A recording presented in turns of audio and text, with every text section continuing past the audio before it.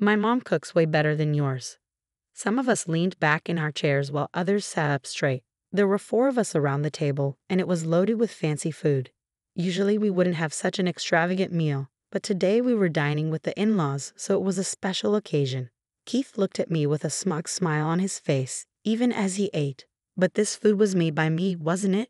Your usual mistress's cooking is terrible, he remarked. My response spilled out, directed at Keith's comment. I glanced at my in-laws, trying to gauge their reactions. They looked puzzled, and the atmosphere in the room became tense. It felt like time stopped for a moment, and no one could move or speak, holding their forks in their hands. I realized there was no need to keep hiding. I didn't want to continue my relationship with Keith and his parents. I was the only one feeling this bitterness, but I was ready to fight back. I had planned to get back at Keith during today's gathering for a while now. That's why I had left our daughter with my parents.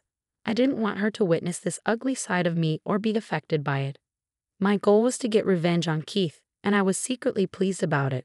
My name is Rachel Davis. I'm 34 years old, and my daughter Nag just started elementary school.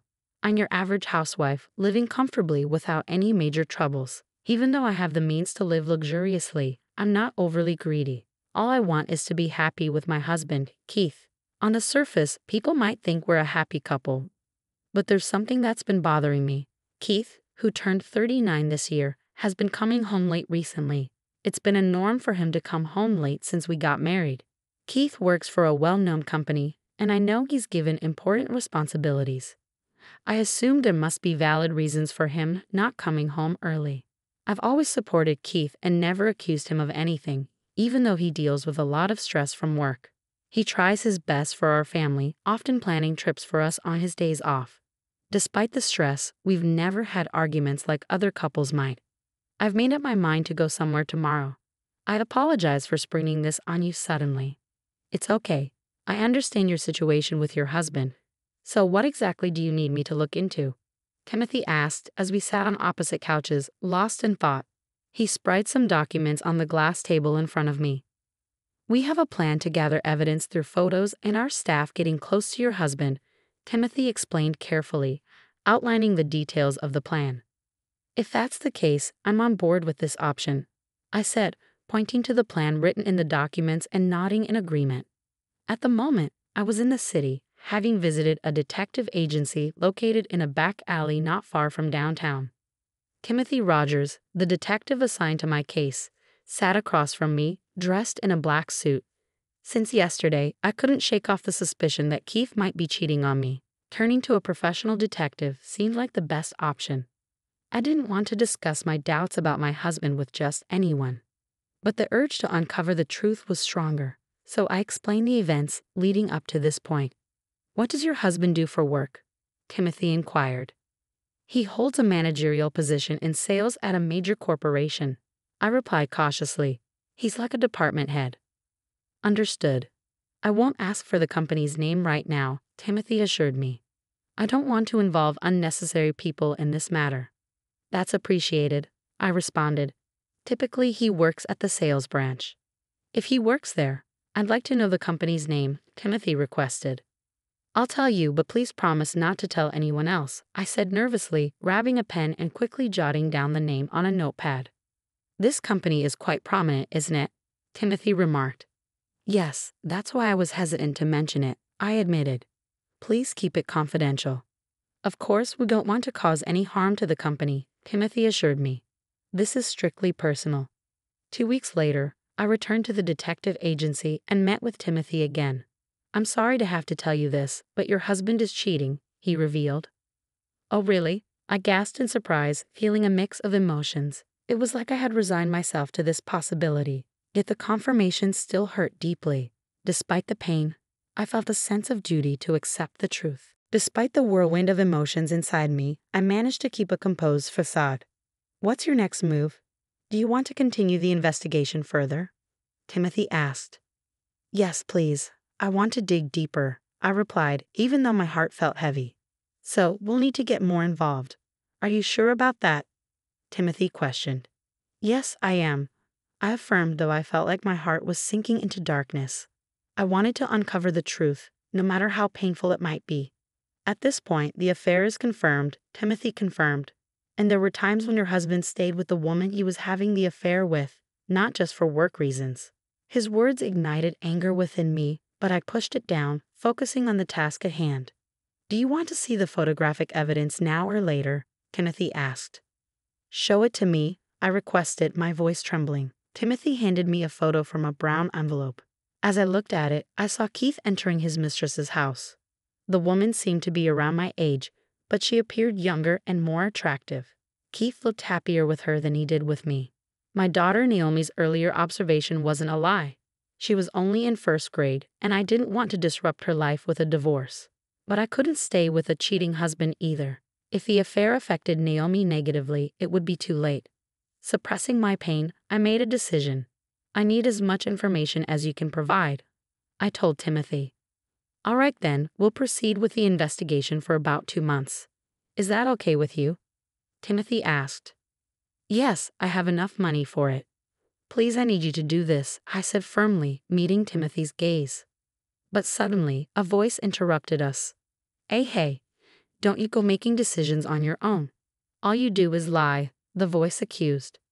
No, it's the truth, I replied firmly, ready to face whatever came next. Now that I'm at Keith's parents' house without Naomi, I can fully respond to Keith's accusations. I haven't lied or deceived my parents-in-law, so why should I hide the truth? Besides, there's no benefit for me in doing so. A few days before coming here, I received a report from Timothy confirming that the investigation was completed. All the information from the detective was in the bag next to me. Keith can't deny it, and once the evidence is presented, his parents should understand.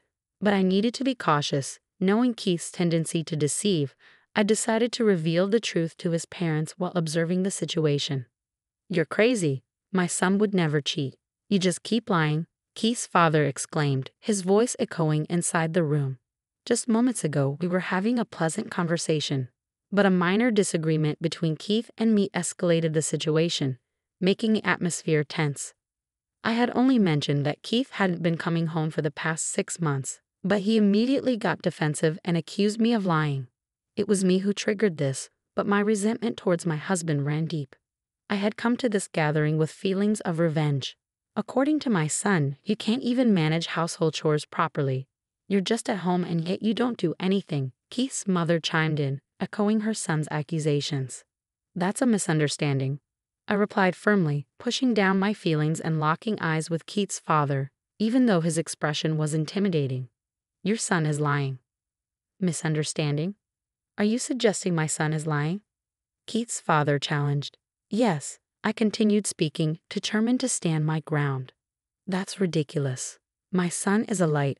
I've always provided him with a good education and quality meals. Moreover, I've taught him to be respectful and not to be a bother to others. Do you think someone like him would cheat? It's impossible. But Keith's father stubbornly refused to acknowledge what his son had done.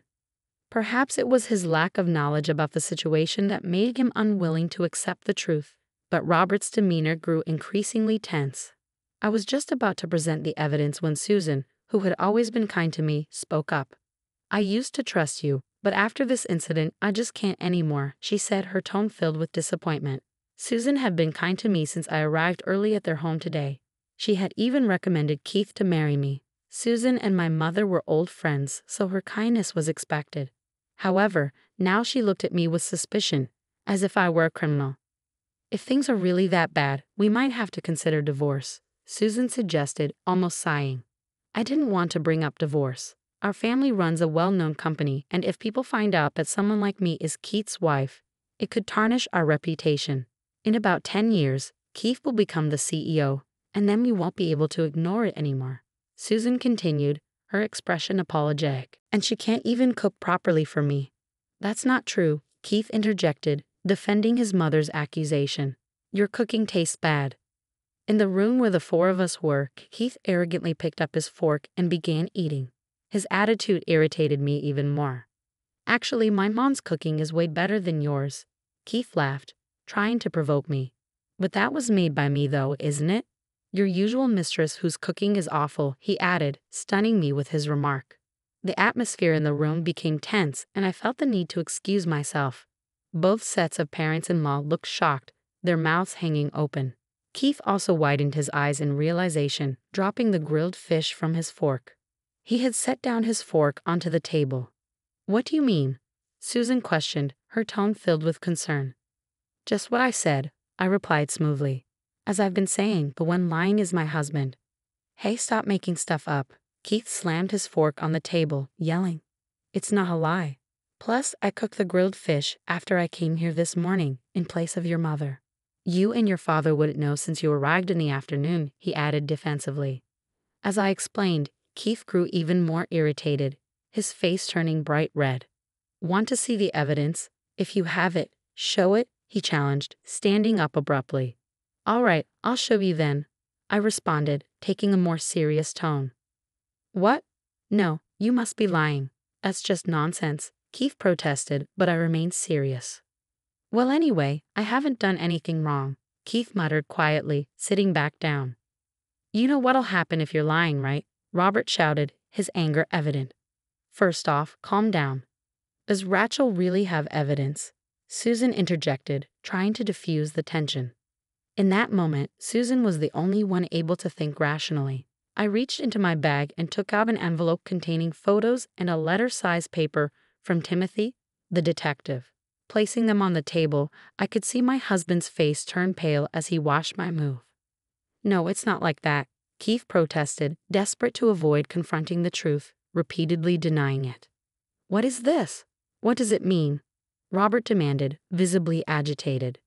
"It's nothing," Keith covered his ears, refusing to face reality. "These photos, who's this person? Don't tell me you've really been cheating," Robert questioned, disbelief evident in his voice. "Yes, that's right. That's why I have these photos taken as evidence. This isn't fabricated. I've also consulted with an attorney," I explained calmly in response to Robert's remarks. "If we decide to divorce, it'll be handled according to the law," I stated without hesitation. I harbored a deep-seated intention to make Keith pay for his actions. This could tarnish my company's reputation. Robert's voice grew weak, the earlier momentum now a distant memory. "What's the truth?" Susan asked, her tone filled with concern. Keith covered his face with both hands, unwilling to accept reality. However, he could no longer avoid the undeniable truth. Slowly, his distressed expression began to show, indicating his struggle to regain composure. "All right, I'll talk," Keith finally said, slumping as if exhausted. I cheated, but it's not entirely my fault." From the beginning, Keith tried to justify himself. "I originally had someone I loved. Yeah, I had never mentioned this before. Before I met you, before Mom introduced you to me. Why did you choose me then?" I questioned, taken aback. "Because it looked good socially," Keith spoke with difficulty, then glanced at his parents. "Dad wanted me to get married soon, so I was set up with someone Mom recommended." "If you loved someone, why didn't you tell me?" Robert demanded, his anger evident. "It was someone I met about 10 years ago. She worked at a nightlife spot. Given that my father runs a major company, I couldn't openly discuss it," Keith admitted, revealing a truth I had never known. "I see, a nightlife spot. Well, in that case, I probably would have opposed the marriage," Robert acknowledged. "So it's not entirely my fault. Actually, I wanted to marry her," Keith confessed, shocking me. "We'd lived together for several years, even had a child, but all this time, Keith never truly loved me," I realized, feeling the weight of his words hit me hard. "She told me it'd be okay if we got married this year, so I thought this was my chance," Keith explained further. "What are you talking about? Chance for what?" Susan asked, her confusion evident. "It was my last shot at marrying her. Plus, I thought if I badmouthed Rachel, Dad and Mom would agree to our divorce," Keith admitted, his frustration evident. "I'm sick of it all. The societal expectations and all that. I just want to live a simple life. I'd rather spend my life with that woman than with our family." A pang of sympathy washed over me as I realized Keith had been carrying the weight of stress for our family all these years. However, it dawned on me that our relationship was merely a facade for him. When I realized that our relationship lacked genuine love and was merely for appearances, it became increasingly painful. "What are you going to do about your marriage?" Susan asked, breaking the tense silence. I'm going to get a divorce," I replied firmly. "Do you have any idea how much money I've spent on you?" Robert's anger flared. Hey, stop it. Are you taking his side now? Susan interjected, trying to diffuse the tension. We've never heard his true feelings before. He's always followed our advice and did the right thing even back in his college days. What about my business? I won't accept it unless he marries someone suitable, Robert declared, his fury toward Keith showing no signs of abating. I'm sorry, Keith's voice quivered in pain. Just saying sorry won't cut it, Robert retorted sternly. But don't you think it's enough that he's finally been honest with us? Susan intervened, gently prodding Robert to calm down emotionally. I'm getting a divorce, so I'll be taking over my company. What is your answer? Robert asked Keith with an angry expression. I can't take it over anymore, Keith admitted. I see. Are you prepared to take full responsibility? Robert questioned, seeking confirmation. It might be tough, but I'll figure something out, Keith replied. Do as you please. I won't say a thing. From today, you're no longer part of this family. Remember that, Robert declared, leaving the dining table in disbelief. I'm truly sorry, Keith expressed deep regret to me, begging for forgiveness. But no matter the circumstances, I couldn't forgive Keith for upending my life. I was set on getting a divorce and planned to seek child support. Otherwise, I wouldn't be able to suppress my feelings of resentment. I called the attorney I had spoken with earlier that day, and the divorce proceedings with Keith began the next day. A few months have passed since then, and although I can't live as comfortably as before, I believe my life has improved. I feel better about my current situation. Mom, I'm off. Be careful, honey, I called out as Naomi headed off to school. Now in the second grade, she was growing up fast. As a single mom, I had to start working again. But it was still better than living with Keith, who had no love for us. After ensuring Naomi was safely off to school, I headed to work. The company I work for is managed by my father-in-law. I reconciled with my parents-in-law, and they've been a great support, helping me in various ways. Through their assistance, I was able to join my current company. However, I didn't know what had become of Keith after the divorce. He went to the person he had an affair with and never returned home. Keith had always had a decent amount of money, so the child support was paid promptly. Later on, through grapevine, I heard of someone resembling Keith wandering the streets at night alone, looking haggard with a pained expression. I didn't dwell on it. Whatever happened to a man who lost everything didn't matter to me now. My duty was to work hard for Naomi, letting go of the past. I took the first step into a new life.